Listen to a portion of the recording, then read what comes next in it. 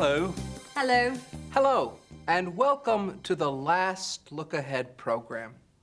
Today, we ask the question, do you remember? And we're going to meet again some of the many people we've met in the series. People like explorer Matt Dickinson, firefighter Chris Barr, registrar Norman Stevens, and many more. But first, this.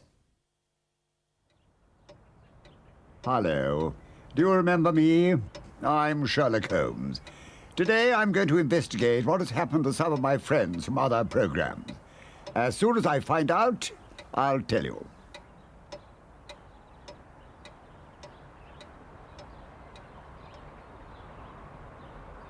This is where they make the cartoons.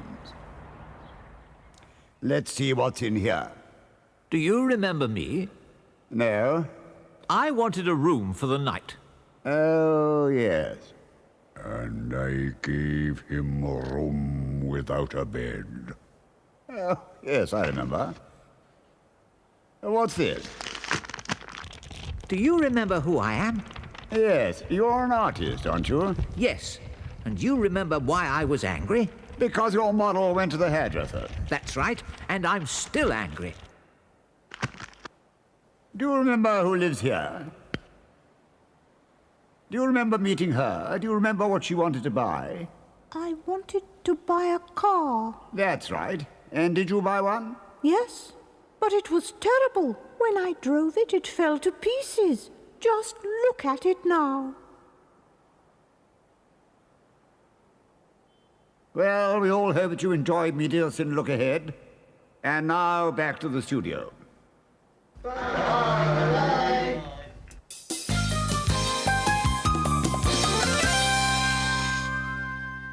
Now we're going to meet again some of the people we've met in Look Ahead. First of all, explorer Matt Dickinson.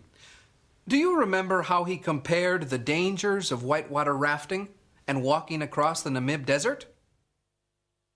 The river has a great deal of noise. There's the rushing of the water. There's the grinding and rumbling of great rocks, perhaps the size of a house, as they are pushed underneath the surface of the river downstream by the force of the water. But each place has its own dangers. The heat, the aridity, the all-embracing oven of the desert is just as dangerous as the savage forces of a whitewater river. But to be in that environment is a completely different experience, and it requires a completely different approach, both mentally and physically, in order to survive. Do you remember Maureen Beaumont from the London Transport Lost Property Office? Oh, yes. I remember her describing all the strange things people leave on buses and trains. Handbags, purses, cameras, watches, you name it, somebody's lost it at some time or another. As you can see, this is some of the false teeth that we have handed in. I'm not quite sure what are tops and what are bottom sets, but probably enough musical instruments here to equip the small orchestra. A false hand. It's part of a skeleton. It's the leg part, I think. Quite a large theatrical sword. A stuffed eagle. Beautiful wedding dress. Do you remember going to Universal Studios in Florida? Yes, I do. And I remember Joyce Tullis and her family talking about what they liked best. I preferred Earthquake to Ghostbusters. I preferred it primarily because I felt that the visual effects were much more creative and authentic. San Francisco, I'm not sure what if it said train station, I would understand a lot better. Right.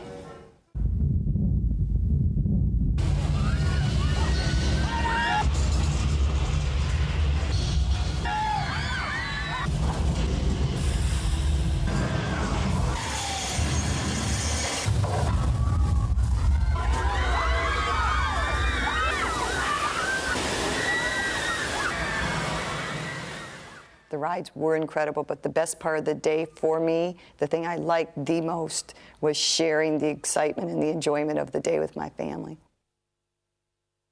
Now, Norman Stevens, a London registrar who has married more people than he can remember. What? Married? Oh, I see what you mean. I give this ring I give this ring as a symbol as a symbol of our marriage of our marriage and as a token and as a token of my love. of my love. Having made your declarations in front of your witnesses, I'm very pleased to say you are now by law husband and wife.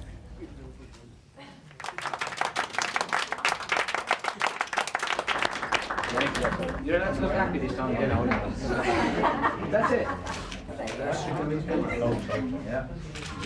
Even though I personally have married about 10,000 couples, what I have to remind myself all the time is that for them, it's their first time, and for them, it's a very special day.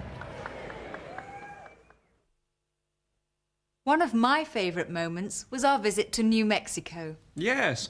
As soon as I saw the scenery and the sunshine, I understood why so many people take their holidays there. John Egan explained its attraction.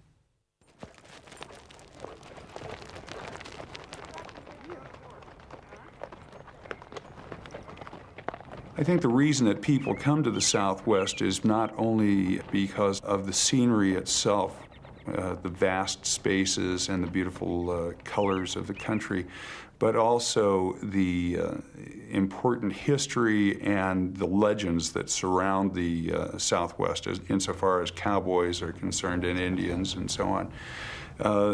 This is a uniquely American sort of legend, but at the same time, it's something that I think people throughout the world really identify with and love to be a part of. Do you remember going to the Royal College of Art and meeting Katie Burnell? Yes, I do. Ah, well, can you remember what she was working on? Oh, no, I can't. Well, let's find out.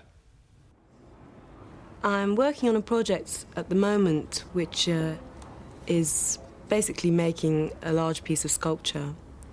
I've been working on it now since the beginning of September. And I started the project by making large collages from drawings of myself. And the sculpture is made up of a pair of arms and a pair of legs, and they're very large and curvaceous. They're going to be in very, very bright colours. And they will be set against a stripy coloured background.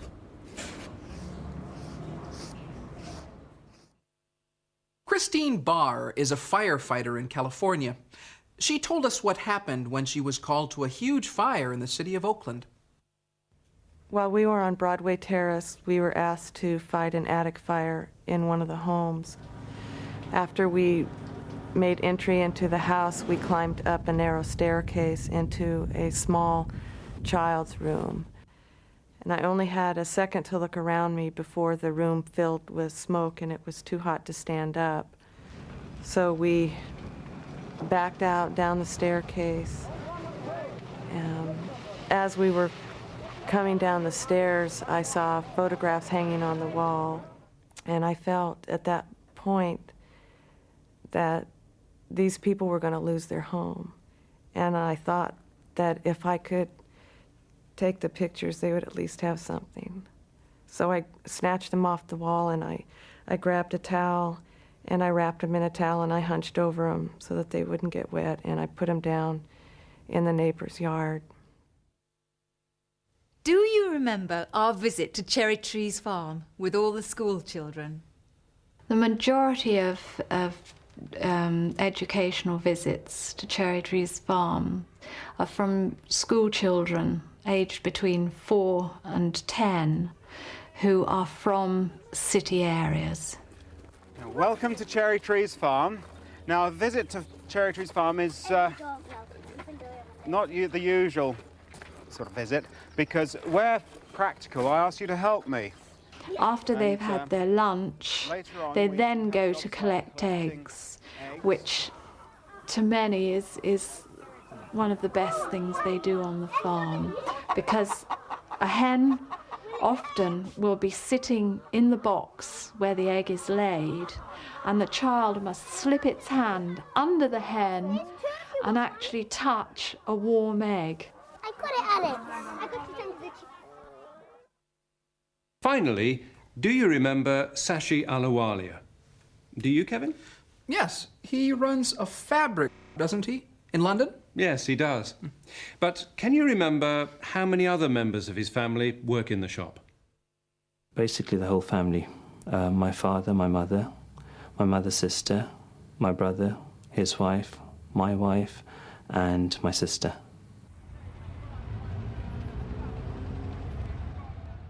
My father generally keeps an eye on the whole business. My mother, my sister, my sister-in-law, my wife, they sell the fabrics to the customers. My brother and myself, we generally do the office work. We actually go out buying fabrics, but we also get involved in selling the fabrics and running the whole shop. My parents come from the north of India, the Punjab. The next generation, we were all born in East Africa, Nairobi, Kenya, and our children were all born in London. Well, I'm afraid that brings us to the end of Look Ahead. We hope that you've learnt a lot of English with us. And we hope that you've enjoyed watching the programs as much as we've enjoyed making them. Goodbye. Goodbye. Goodbye.